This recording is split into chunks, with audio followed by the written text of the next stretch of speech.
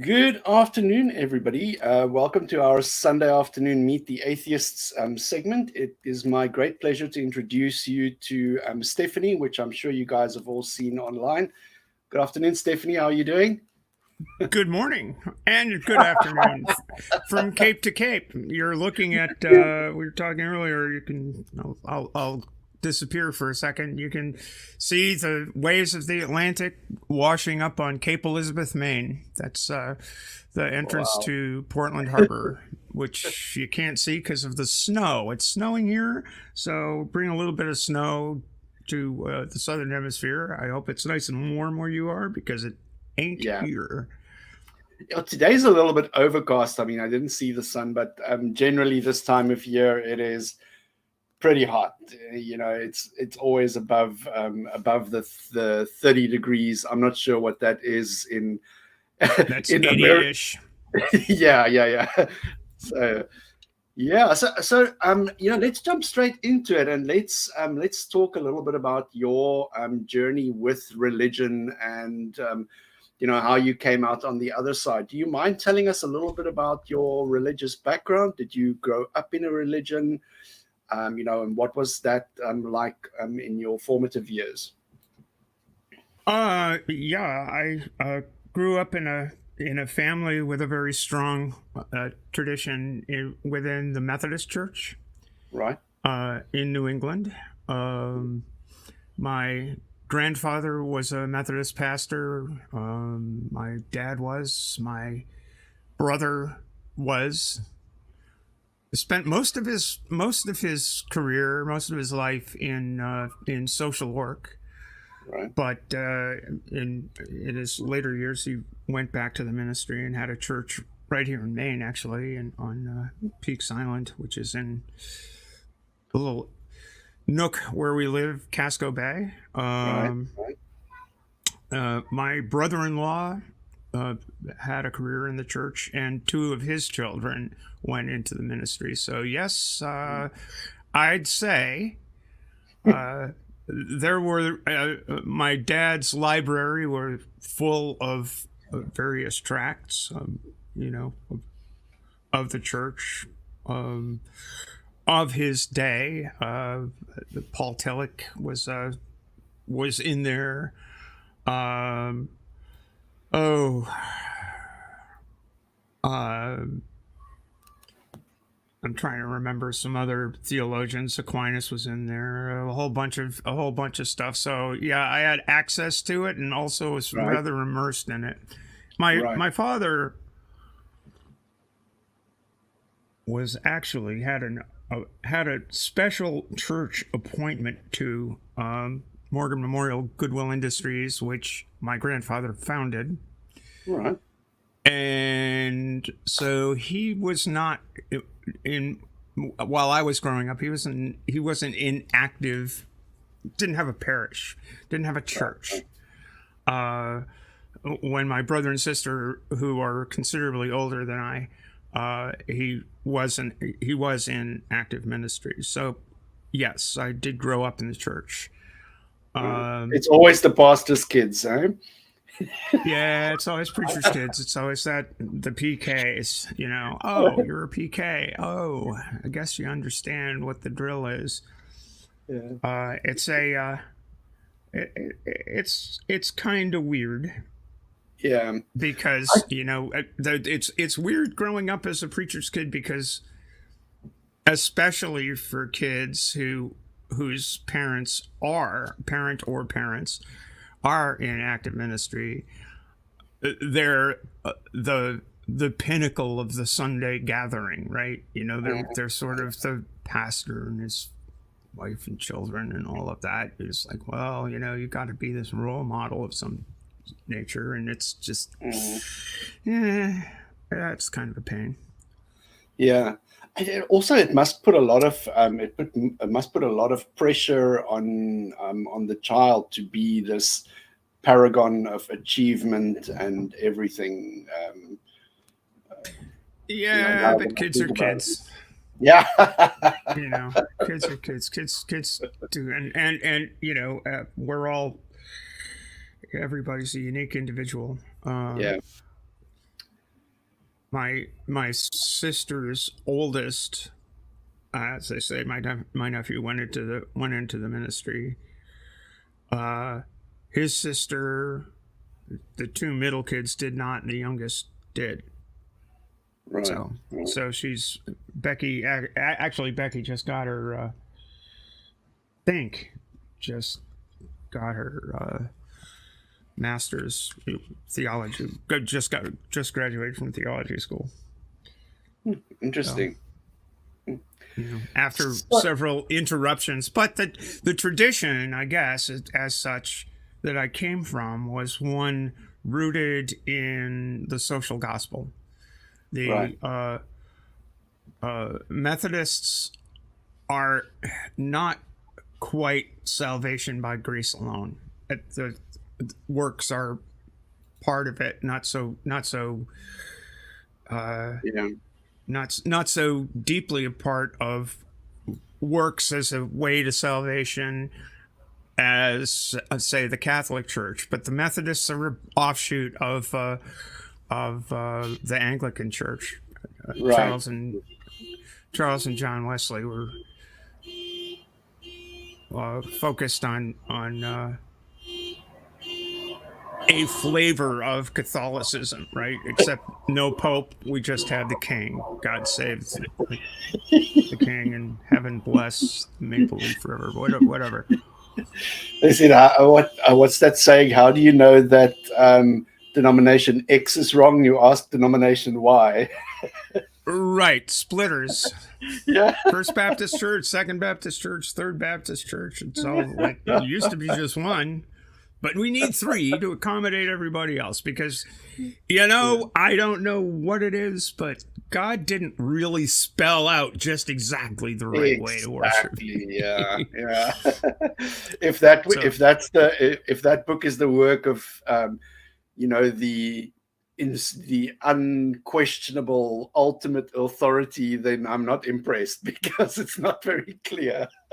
No, there's a lot of latitude in there. Yeah. But anyway, so it wasn't not a particularly fundamentalist. Right. Bible is literal Word of God type of thing.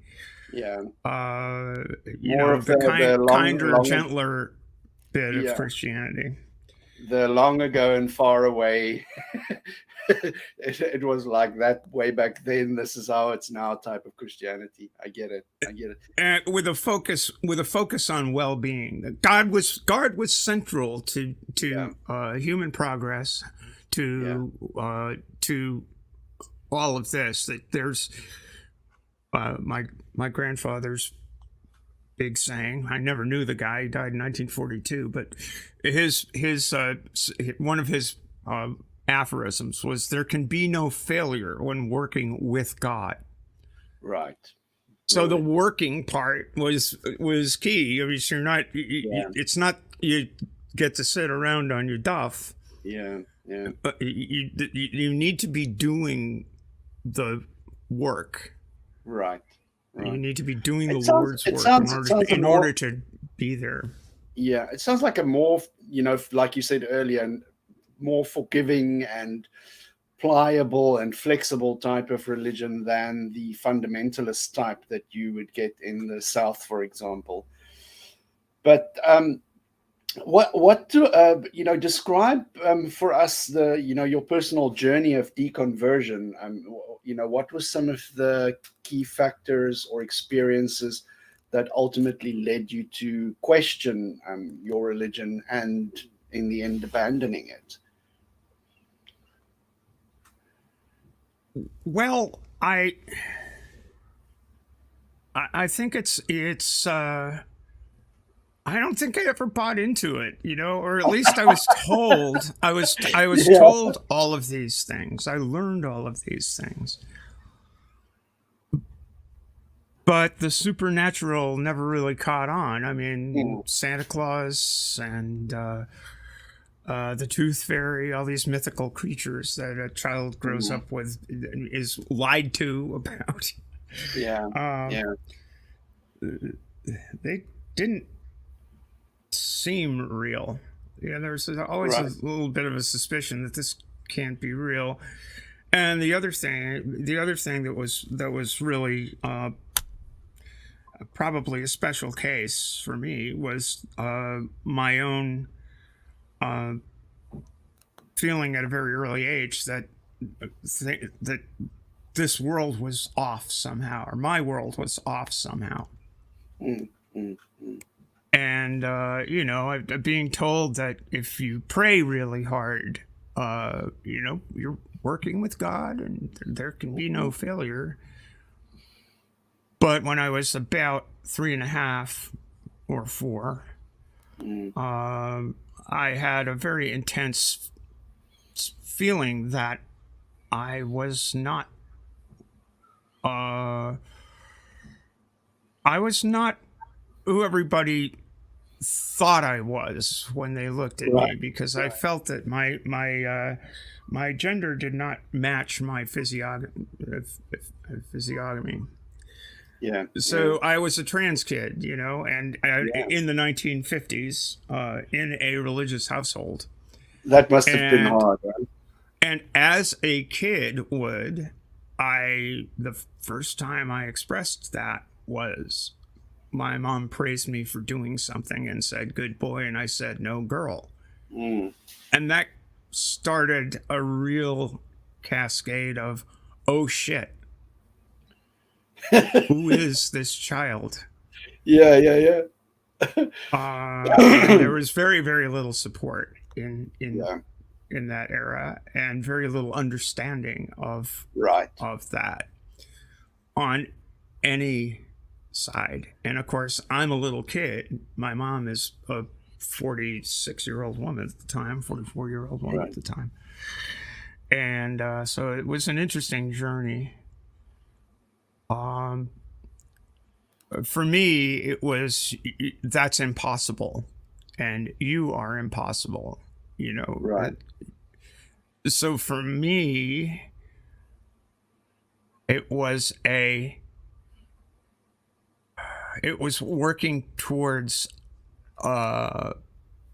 resignation, Right. that this is your fate, this is the way it's going to be, and all of this. And despite every entreaty to every supernatural force known to man, Yeah. there was no way out. So I Right. grew up with a sense of hopelessness, Yeah. um, that led me away from the goody goody, pray hard, and things will come. Yeah. Yeah. The acceptance of things I can't change. Right. You pray for that grace, and pray and pray and pray, and it doesn't go away. Doesn't come. Yeah. Yeah. But Um, then you will also be fed platitudes like, God works in His own time, or you were just not praying hard enough. There's always a loophole. There's always a loophole. It's such well, an God took His unfair. own sweet time of bringing me to a certain level of uh, knowledge that no, in fact, this can change, and you're fine, and you're not impossible. I Right. mean, granted, it took 40 years, but Yeah. Yeah. it's a little No, bit of but this is patience paid off in the end. but this is the thing I find so fascinating about the control mechanism in religion is that it tries to be totalitarian in its scope. So it will regulate every single thing from your diet to your behavior to your relationships. It even tries to regulate your sexuality and the way that you express yourself. And all of these things are used as a control mechanism simply to create this homogeneous sea of sheep that don't question or think about things too much or too hard. Um, you also get that sense of it. Yeah, I mean, I have this. I have my this. This is the Bible that was presented to me at my confirmation Right. in 19 Palm Sunday, 1965. It says on the frontispiece there. So I still have that, Yeah. and it was about 1966 or so when we would go in. We lived in a suburb of Boston, Massachusetts, and the church we attended was not a suburban church. It was the church that my grandfather founded in Right. the city of Boston, and it was in a particularly mixed and dynamic neighborhood in the city of Boston called the South End, where there were people of different races, different ethnicities, etc. So it was not your typical lily white suburban church. Right. Right. So in that sense, I think that was a valuable experience. Right. Right. Because James Baldwin quite famously said the most segregated place in the United States is church on Sunday. Yeah. And I remember hearing that. That was not my experience because, I had a number of friends and, other kids who were attending church of different races than mine, different ethnicities than mine. So that was a good experience for me. Yeah. It taught me a lot about how people are different. Also taught me a lot about how I could be different. Right. Now, this wasn't God. This wasn't God telling me that. This was people telling me that. This was community telling me that. And so when I was about 13, I would continue to go in. Yeah. But rather than attend the service, I'd go to Sunday school. But rather than attend the service, I spent some time doing walkabout throughout the city. Right. I'd go to a park. I'd walk around, go to a park, and go to different churches, see what they had to say. Right. And I would report back. Well, which one did you go to? Well, I went to Park Street. Which one did you go through? Oh, South Meeting House. Oh, which one did you go to? It's like the cathedral down the street. It's like, so I just wander in, and people would look at this 13, 14-year-old kid and go, "What the hell are you doing here?" And like, "Where are your parents?" Well, they're at church. It's like, but to that extent. Yeah, this is also the thing, Stephanie, that I want to mention is. You didn't have an experience of your religion being insular, like I did, where they tried to isolate you from from hearing other diverse opinions, and they do it purely as a control mechanism, because as soon as you encounter different ideas, your mind opens up to new possibilities, and then you start questioning things, and that questioning ultimately leads to you questioning the square that you started on. So, yeah, it's very, very. So I was lucky in that, struggling through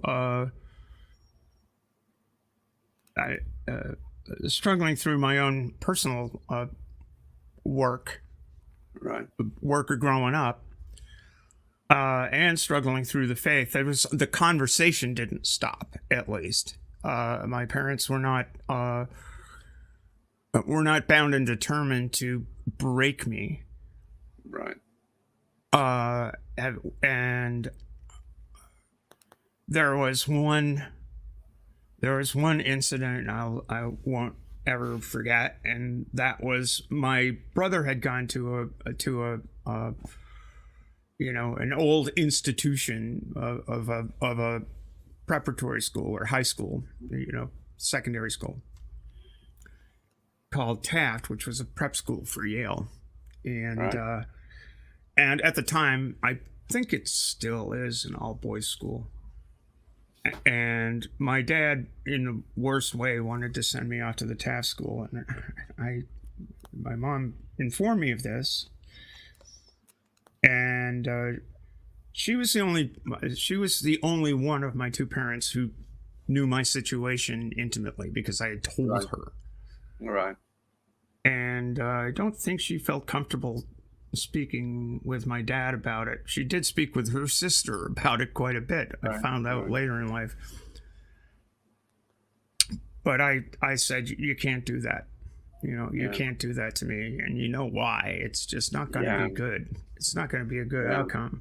So I'm going to public school here in where we are, and let's just keep it that way, shall we? Right. Unfortunately, she listened to me. So convinced my dad it would have been a bad idea to send this kid off to.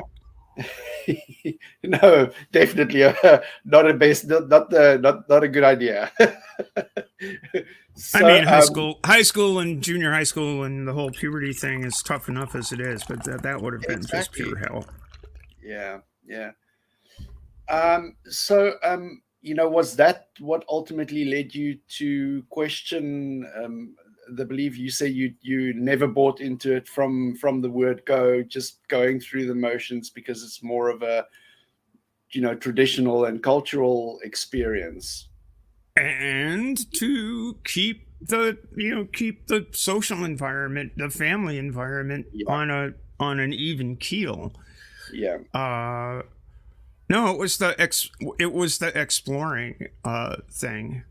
That going to different congregations, listening to different presentations, and talking about it, because again, that was the milieu of we would have around the dinner table conversations about faith, about Christianity, about God, because that was pretty much had been my family's life, right? But it was but open to discussion, and dialogue, and approaching it both from a faith point of view and from an intellectual point of view. Like, how does this work? Yeah. And reading other texts and reading other things is just like I learned or came to the belief that all of these things are stories that people made up to explain things that they didn't understand. Exactly. I mean, it was exactly, for me, it was more or less the same process, but for me, it was encountering a completely different religion. When I encountered another religion in my life, I just said, fuck it, they can't both be true at the same time, but they can both be wrong at the same time. And that was it. I was out. Yeah, it was a similar kind of thing. When I was quite young, when I was little, there was a Mormon family that was across the street, and the two of the kids were twins, and we were good friends, and they had really weird ideas. And and it's just, that was like, huh? What do you mean you don't want a Coca-Cola? Oh yeah, it's against my religion. It's like, what? But it's the religion is the fun police in my opinion. Everything that's fun or that people can derive some kind of enjoyment out has to be regulated, has to be prescribed, has to be prohibited. It's crazy, and it comes from such a prudish bunch of sinister old men sitting in high towers. It's crazy. Yeah, I mean, but there are stories. I just came to the conclusion these are stories. Whether it's the Bible or the Book of Mormon or the Bhagavad Gita, the Mahabharata, the writings, teachings of Lao Tzu, the literature of Confucius. I don't know. They're all stories, but this is what people do. People make shit up. Yeah. To put some sort of an envelope around the feeling that all people have of something greater than you. Yeah. What I forget who the philosopher was, but first named the numinous, that feeling of awe. I mean, this what's behind me here? That's awe. I look at that, and on a cold winter's day on the coast of Maine at high tide, the ocean sweeping in. It's just it's so awesome to see. And that sense of wonder is what the stories are about. Exactly. And you'll find that sense of wonder even in the smallest child. It's a natural part of our human makeup.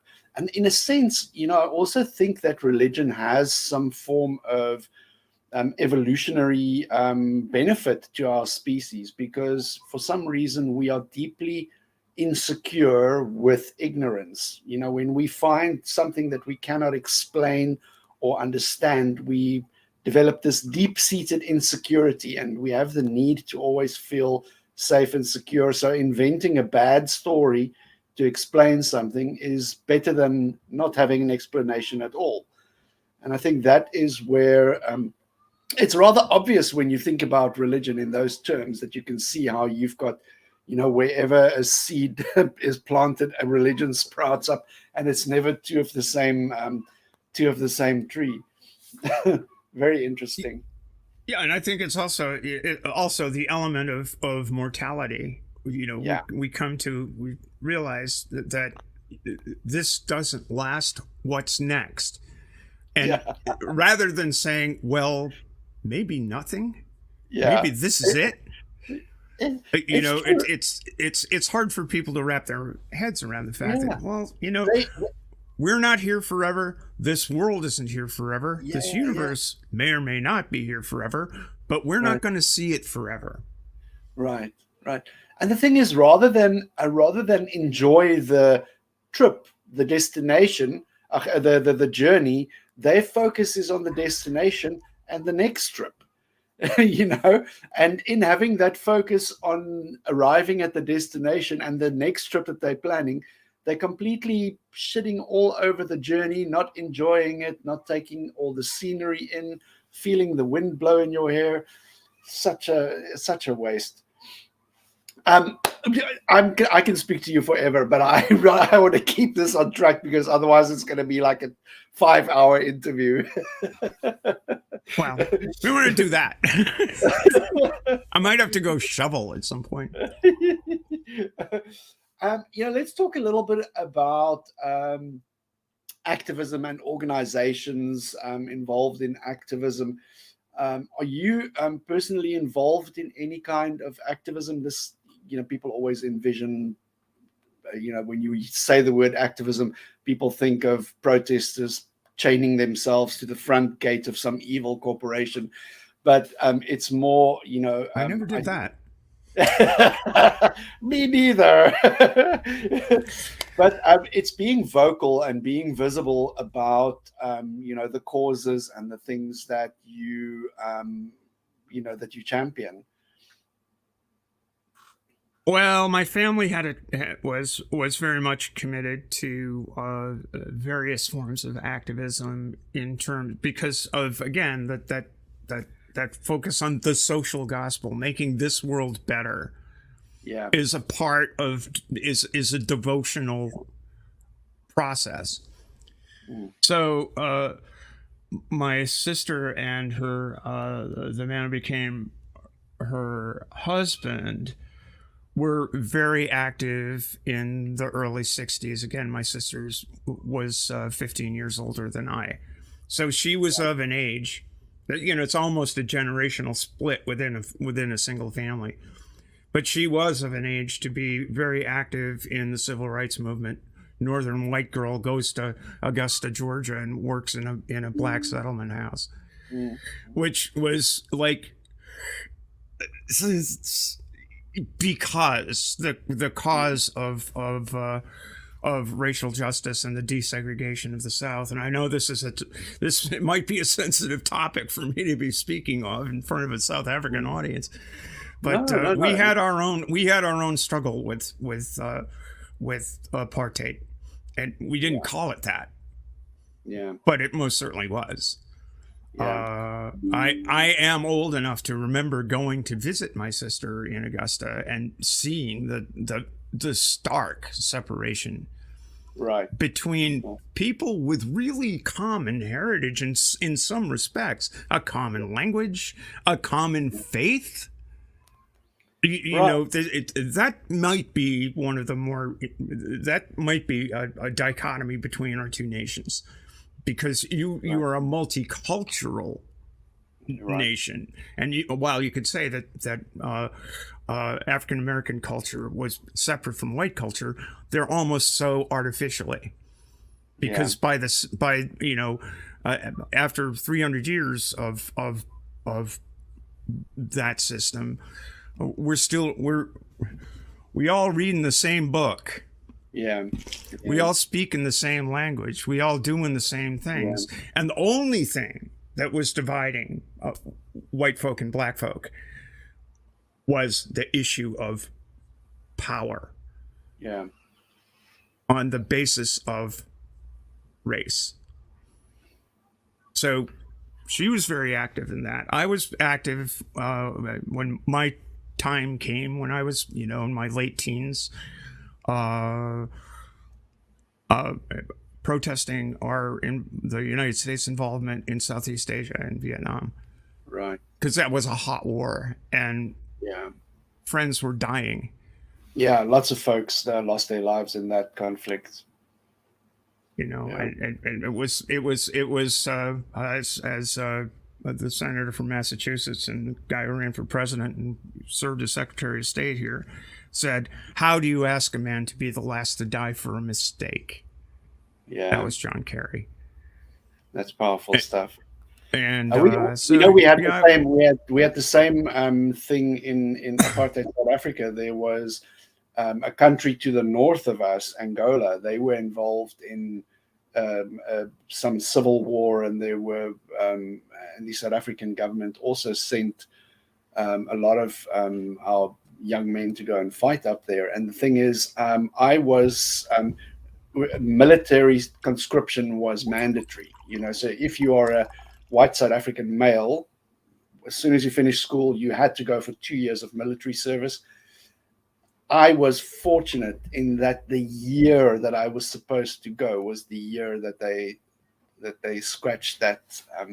So I missed it really by the skin of my teeth. I'm telling you, it's conscription was a thing when I was growing up as well, and the draft was a thing. Right. Because we always hear, when I think of the American military, I think of it, it's a place where people who can't get a job go, and I didn't really, didn't really think of it as, that's obviously a trope that we learn from, consuming that kind of American media that we see here. It's always, we're going to fix you. We're going to send you to boot camp. We're going to send you to the army, and that's where you're going to end up, But we don't always realize, how big that industrial complex is, that is the military. And we went through exactly the same thing here. It's pretty scary what people who think that they have the Lord on their side can get other people to do. I'm telling you. Indeed. Yeah. Yeah. So So that was that as far as activism goes, that was probably my first thing, and right. then it was just basically going to college Mm. and finding a job, afterwards, which has nothing to do with my college degree. I wound Yeah. up falling into sail making as a trade, making sails Right. for sailboats, and racing them, and preparing them and preparing sailboats and racing sailboats and that kind of thing. And that's basically been what I've done for since I was in my 20s Wow. up till now. So see, I've got my Interesting. first place mug here from 2022. I think it So was it, or was you that were this sailing in year? the regattas and all these different Yeah, competitions and stuff. yeah. Wow, it's interesting.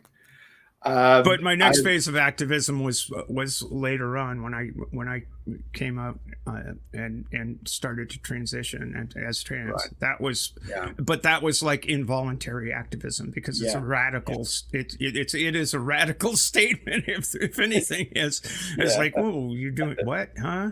Yeah. Especially within that field. So it's sort of like just being alive is a form of activism.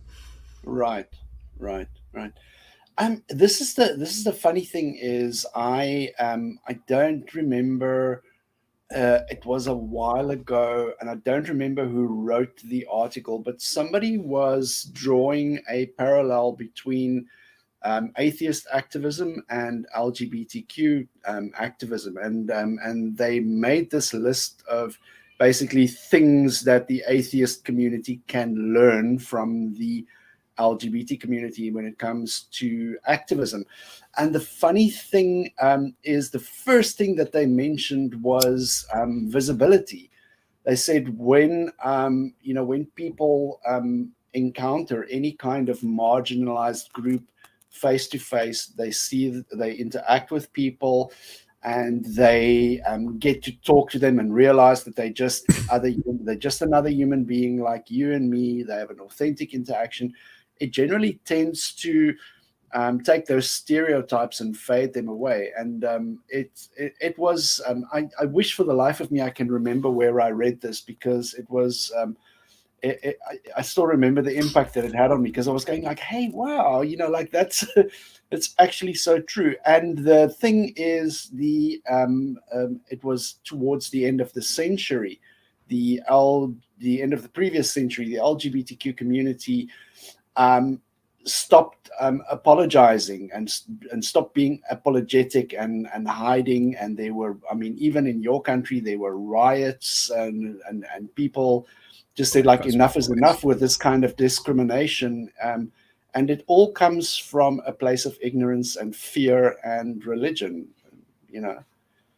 Yeah, that goes back a ways. LGBTQ activism, most famously in the United States, anyway, started 1966 with the Compton cafeteria riots in San Francisco, and And that was that was also a started by a trans woman, if I'm not mistaken, isn't it? well, it was trans women mostly. It was trans women, drag queens, drag kings would hang out at this cafeteria, and at the time there were laws against cross-sex dressing, so you could be busted if you wore clothing that was more commonly associated with the opposite sex.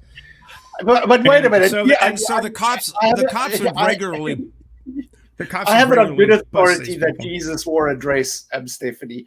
So do I, but so the cops would regularly bust these people, and at one point they just got said, well, "This is bullshit." They started fighting back against the cops, and it turned into a big deal. Similarly, Stonewall, which was a couple of years later, I think, in New York, where it was gay, lesbian, and trans people. Probably the most prominent of whom were Sylvia Rivera and Marsha P. Johnson. Right. I've heard that name, Marsha P. Johnson, before. So they, but that was one phase. There's always, in any kind of liberation movement, there are phases that these things go through, and the visibility there were in both of those cases were cops busting heads. Meanwhile, in the LGBTQ community, all through that time, there were these places like Stonewall or like the Compton Cafeteria or gay bars or all of this, where the certain subculture was operating all along, and then came AIDS. Right. It's the history of LGBTQ activism is one of profound sadness, and also working towards acceptance. And again, as you said, visibility is part of that. Visibility doesn't have to be throwing bricks at the cops. Visibility can just be living. Yeah. So in that sense, there's activism is what one does, especially once one is kind of forced to. I mean, I don't imagine that too many people in the sailing world is very, very small. Right. And it's made up of a certain social class too. There are monetary considerations. So in the sense that if there are gay people, if there are people who you wouldn't expect to see on a sailboat, just their being there. Yeah. If they're good, because the key thing is this is a sporting competition, so you gotta push it. Yeah. you gotta do the stuff. But it puts it on a human level, a person to person level, and people say, "Well, okay, that's fine." Yeah. It's funny how that works, but it is also a double-edged sword, because some people who are adamantly opposed to the very notion of different sexualities, different views of gender, or different experiences of gender, remain closed-minded and want to be, and want to do that pushback. And that's been happening a whole hell of a lot lately to all across the world, and to my great dismay. I was pretty quiet in such activism as I had, aside from just, again, living. Right. Until 2018, and when the shit started hitting the fan as regards to trans people. Yeah. It's so strange. There's so many different responses to people who do not fit the cookie cutter mold, which from the age from a time that I could remember knowing my own mind, I didn't fit into that typical suburban white kind of mold. I was the one who had all these weird interests and different likes and approaches, and it was always frowned upon, and I could never understand what was the aversion to not being part of that homogenous river that ran through the entire community. Because and ultimately I realized it's just fear. People fear things that they don't know and don't understand. And as soon as you make that human connection with somebody and they see, hey, fuck, this is just another person, just like you and me, just XYZ is different about them, all that fear evaporates, and all of a sudden people become more open-minded.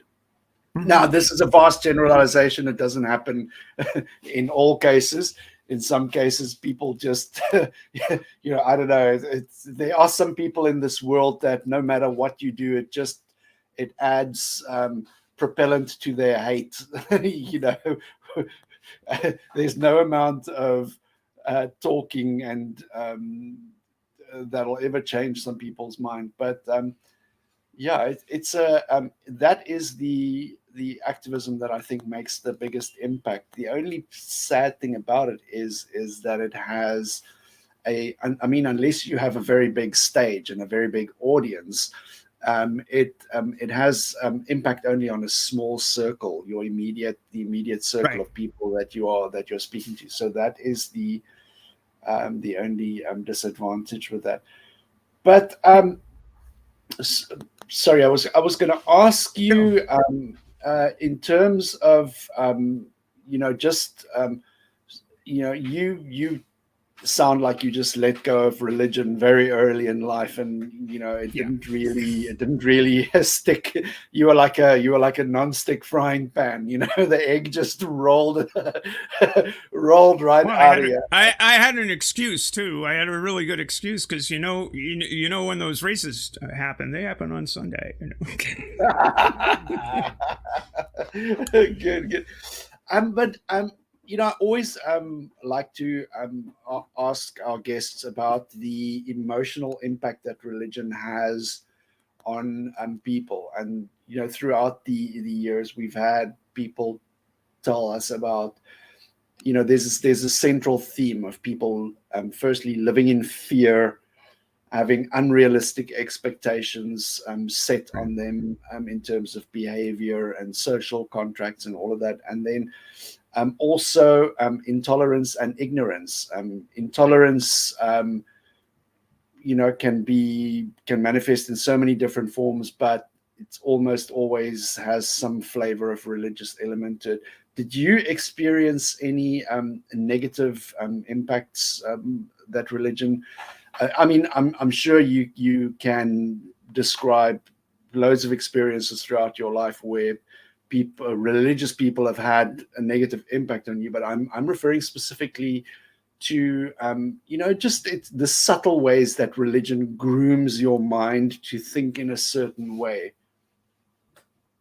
Well, I think I broke free early enough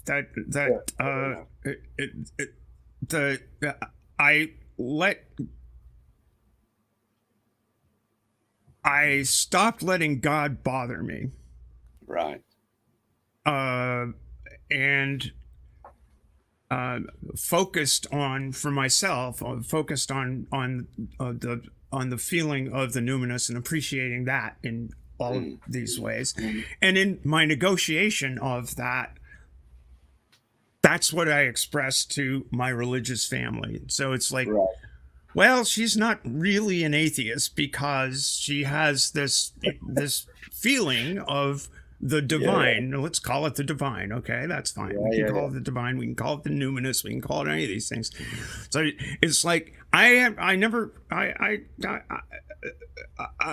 don't like the word spiritual. Yeah, me too.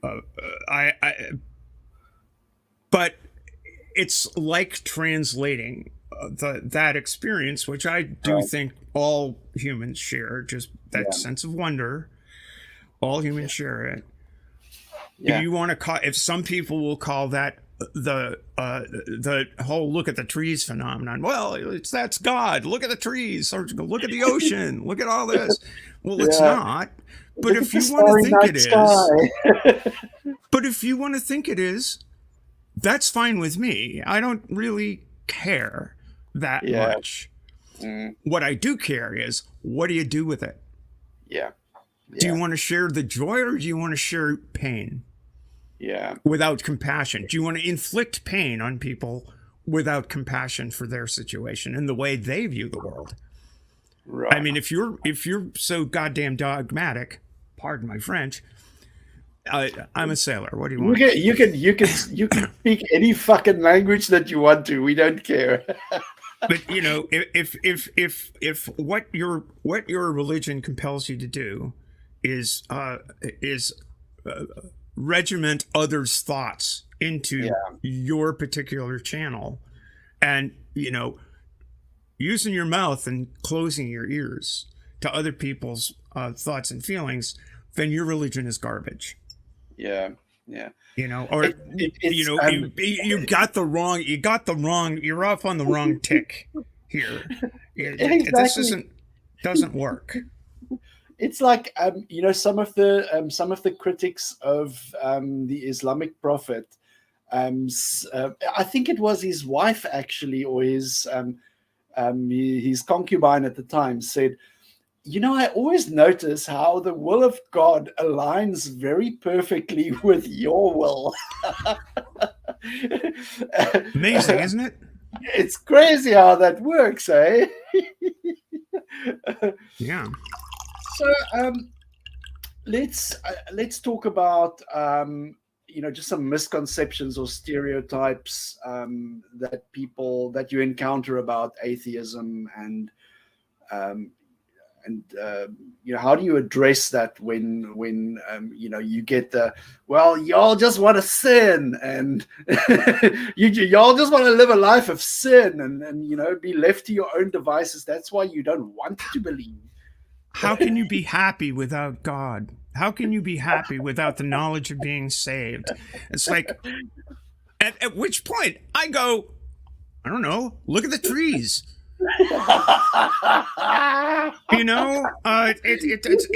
It's look around you. I can be happy when Yeah. I find when I find a more peaceful world, when I find a more compassionate world, when I find a more beautiful world, when I devote myself to conserving the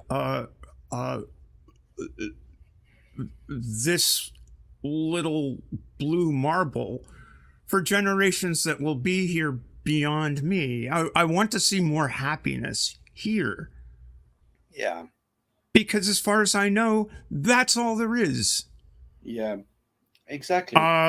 And so it's that gives me happiness. That gives me purpose. It's the misconception I think that a lot of theists have is that a life without a God belief, it cannot be meaningful. Yeah, that's such When nonsense. that's not true. Exactly. Ultimately, I think that meaning, the meaning that word, what has meaning, it's subjective. My neighbor, 3 apartments down, finds great meaning in tending her garden and looking after her pets, and it's basically the reason that she gets up in the morning, and she loves doing that. It gives her great meaning. Somebody else might find meaning in reading books and being of service to other people in the community. It's subjective. There's I don't know of anybody that could tell me what is an objective, universally applied set of fulfillments that besides, not being hungry, not being cold, and feeling safe.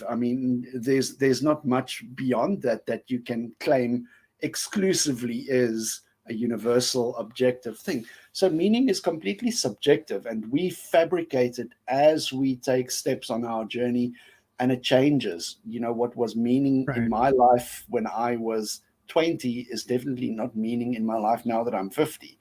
That things definitely have shifted. I think that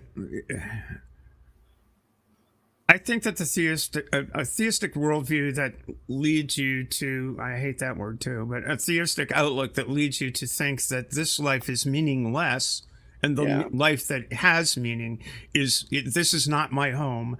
My home is is with God.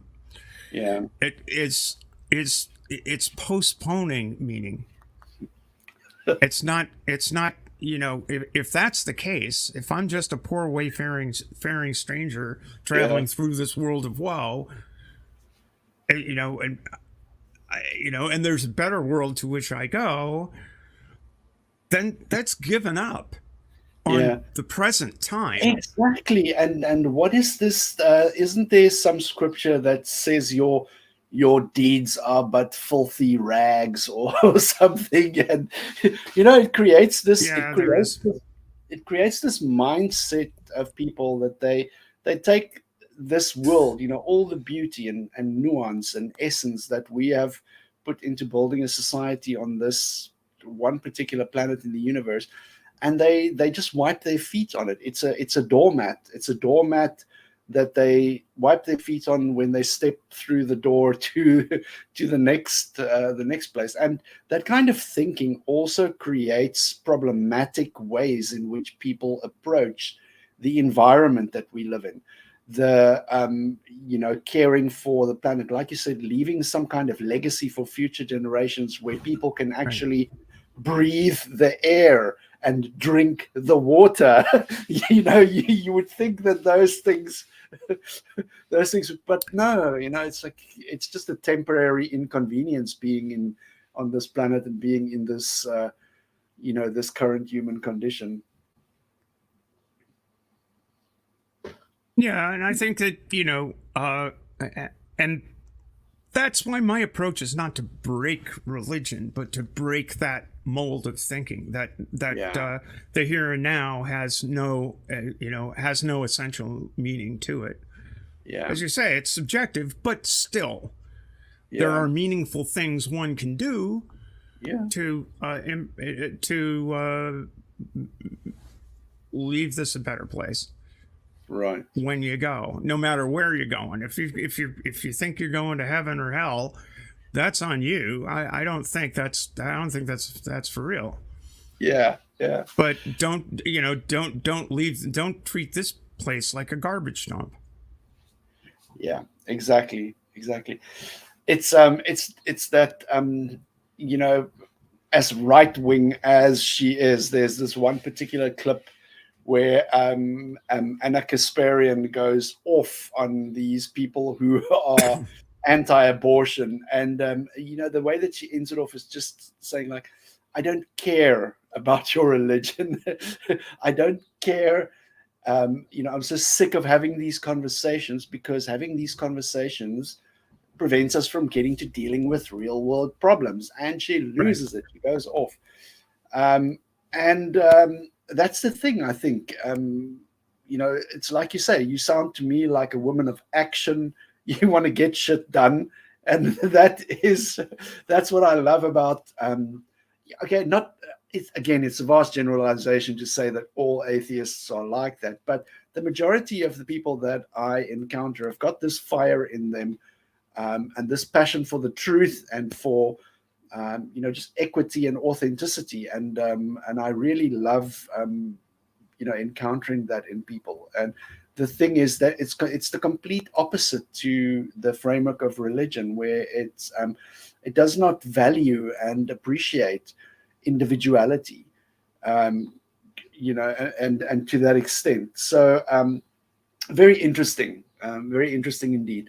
I want to also just be mindful of our time. Like I said to you earlier, I can talk to you for hours. So I want to ask you in closing, just to give us an insight into how you deal with pushback from the religious environment that might be around you and people that you encounter online. Have you mellowed with, like me, I've mellowed with age big time. I used to be very, very firebranded out there, like, take your Jesus and shove it up your ass. And, and I was like, very firebranded. Nowadays, I'm more, more into, how can we say, having reasoned discussions and actually speaking to people and getting the opposing view. But how do you deal with pushback? And then in closing, if you could also tell us where people can find you on social media. Sure. I know you've got a YouTube channel. I'll post a link to that in the description of this video on YouTube, so people can go check that out as well. And Oh shit! I should have clicked the stream this to your audience thing. Now that we're closing, I didn't know. I forgot to even check that out. But yeah, absolutely. I have a YouTube channel. It's at Steffi Kath. And maybe I'll download this and post it as a You're thing, very welcome to. Didn't do it with your permission, of course. As far as pushback is concerned, I because of the nature of my upbringing and stuff, I've had to make those negotiations early. Yeah. And so closing off the uh, closing off theists would have been a huge mistake, because that would have meant, of leaving my family, basically. Yeah. Yeah. That would have been very, very difficult for them and for me. And I know that others struggle with that. Some people are brought up in a very, very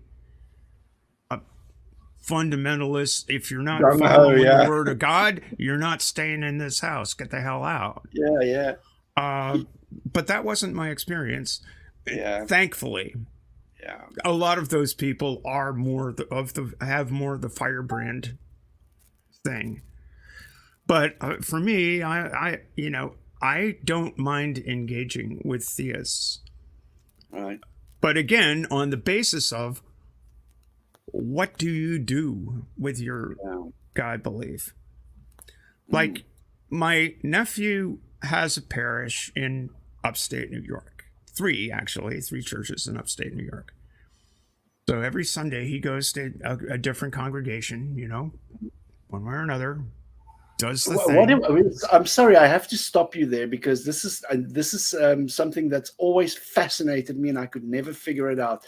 What is upstate New York? Is that the northern part of the state? Yeah, it's the northern part of the state. Yeah.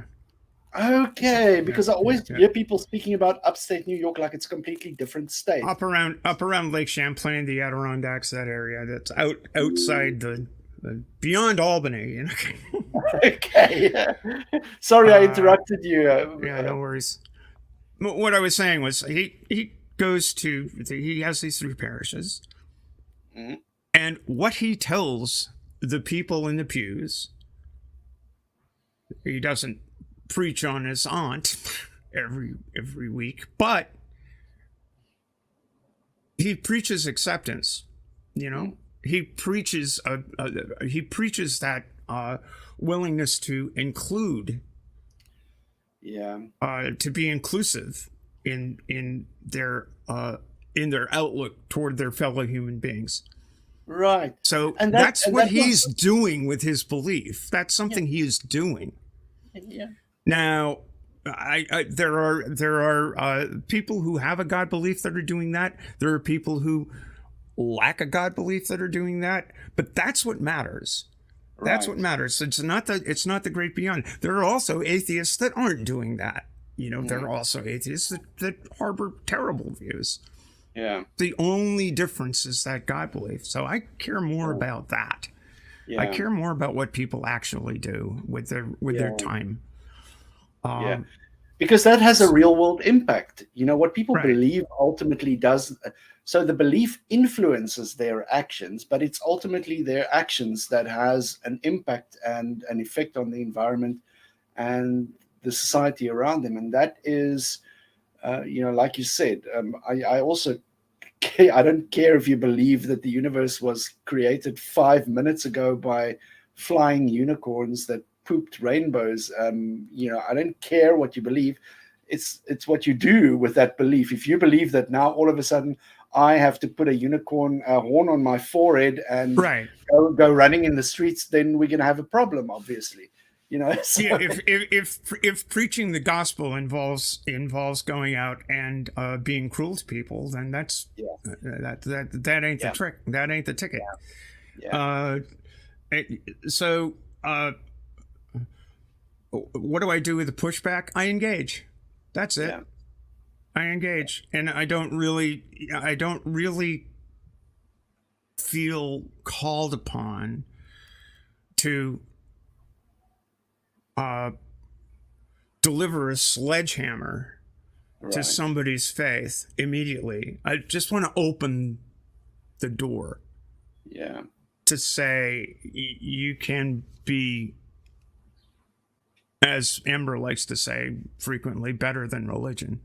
You don't need to be enslaved to this. You don't need to be chained to the story. You need to be. You can do better than that. Yeah. And you can do. If your imaginary friend needs to be standing by you, okay. but maybe you can, maybe at some point you can give that up and just be. Yeah. Yeah. You know, Yeah. which is why it's you know, haters gonna hate. You know, the Wayne Copelands of the world can go screw, because you're just an exploitative idiot that's sucking up resources and Yeah. flying around your 3 airplanes and not giving a damn about the Yeah. people that are paying for it. Yeah. And that kind of a person also, they suck the air out of a room. You know, it's like, what can you actually say to a person like that, you know, that has got that extreme a message of I would call it just hatred, you know, because I think it's based in, again, it's the fear-based bigotry that makes people hate like that. Mm-hmm. Yeah, that's basically it. So that's a pushback. I mean, I've been invited to, and I have, walked in and spoke in front of an audience of Methodists. I'm not averse to engaging at all.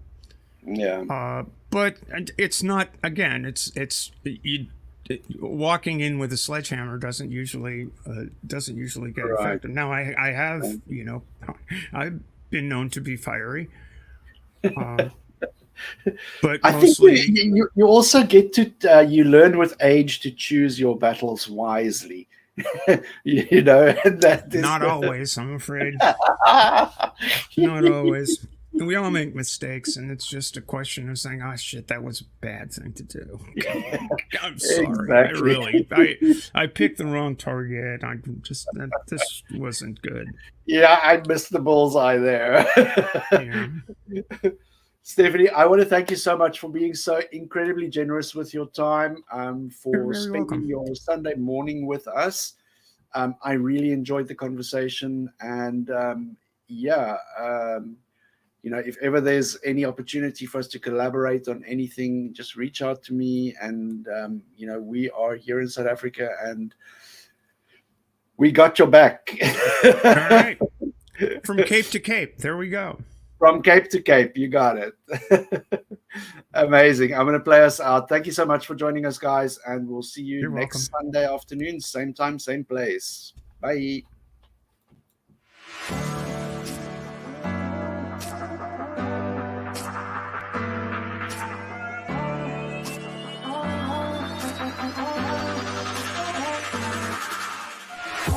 Bye.